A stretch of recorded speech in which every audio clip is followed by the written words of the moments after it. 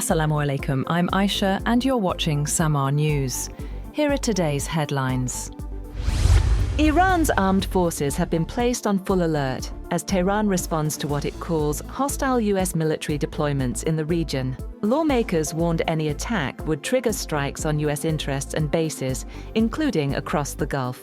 President Trump said a massive naval force is heading toward Iran, but added he still hopes for talks. Iran rejected negotiations, accusing Washington of bad faith and military aggression.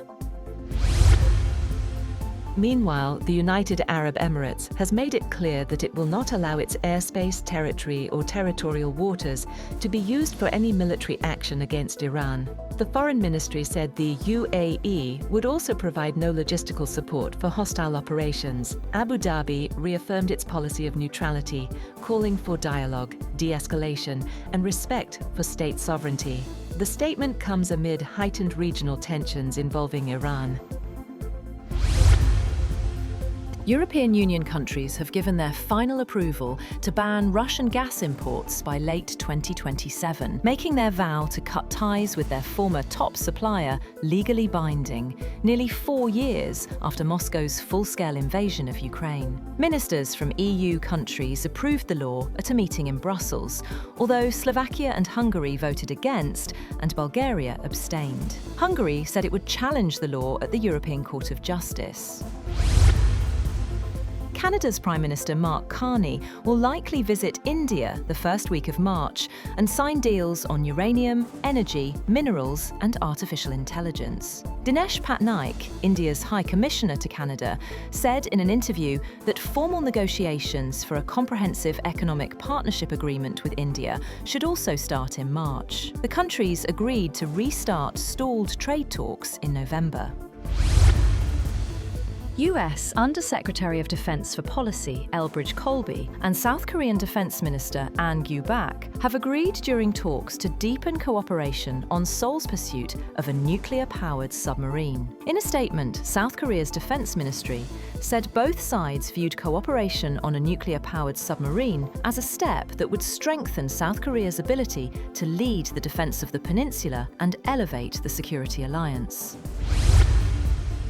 A group of armed attackers have killed 11 people and injured 12 at a soccer sports field after a match in the Mexican city of Salamanca, but a motive was not immediately clear. Mayor said on Facebook that a woman and a child were among those injured in the regrettable and cowardly attack in the Loma de Flores community during a social gathering, describing the incident as a severe social breakdown. An investigation has been launched into the attack. Meanwhile, officials in President Trump's administration have defended the fatal shooting of Alex Pretty by immigration agents in Minneapolis, even as video evidence contradicted their version of events. As residents visited a makeshift shrine of flowers and candles to mark Saturday's fatal shooting, Trump administration officials stated that Pretty assaulted officers, compelling them to fire in self-defense. That account was at odds with videos recorded by bystanders. A powerful winter storm has spread a paralyzing mix of heavy snow, sleet, and freezing rain from the Ohio Valley and Mid-South to New England, compounded by bitter Arctic cold gripping much of the US east of the Rockies. Winter storm warnings were posted for most of the eastern third of the United States, covering 118 million people, as the deep freeze strained energy supplies in some areas, and the National Weather Service predicted widespread, prolonged travel disruptions. Over in Canada, a powerful snowstorm and extreme cold have disrupted large parts of the country, prompting authorities to issue rare orange weather alerts. Heavy snow and strong winds have cut visibility and triggered road accidents, especially in Ontario. Also, more than 10,000 homes lost power in Quebec and Atlantic Canada. At Toronto Pearson Airport, over half of scheduled flights were cancelled, leaving thousands of passengers stranded. Indonesia has received its first 3 Rafale fighter jets from France, marking the initial delivery under an $8 billion defense deal signed in 2022. The jets arrived last Friday and are now stationed at an airbase in Western Sumatra. Jakarta had ordered up to 42 Rafale jets as it accelerates military modernization under President Prabowo Subianto. More aircraft are expected later this year. The death toll from a ferryboat accident in the southern Philippines has reached at least 15, with 316 people rescued, as the search continued for the dozens still missing. The Philippine Coast Guard said the accident occurred on Monday, while the passenger vessel was en route to Jolo in Sulu province after departing from Zamboanga. They added that the vessel, operating within its authorized passenger capacity of 352, had 332 passengers on board and 27 crew. An official said 28 remain missing.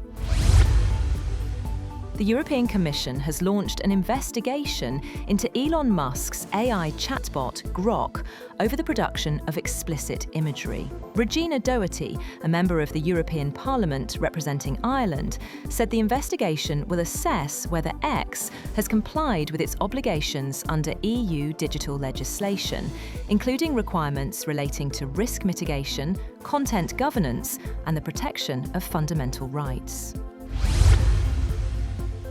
And gold has surged to a record high above $5,100 an ounce, extending a historic rally as investors piled into the safe haven asset amid rising geopolitical uncertainties. Spot gold were up 2.2% at $5,089.78 per ounce, after earlier touching an all-time high of $5,110.50. US gold futures for February delivery also gained the same amount to $5,086.30 per ounce. The metal soared 64% in 2025, its biggest annual gain since 1979. That's all for now. For more updates, visit www.samaa.tv. Thank you for watching Samaa News.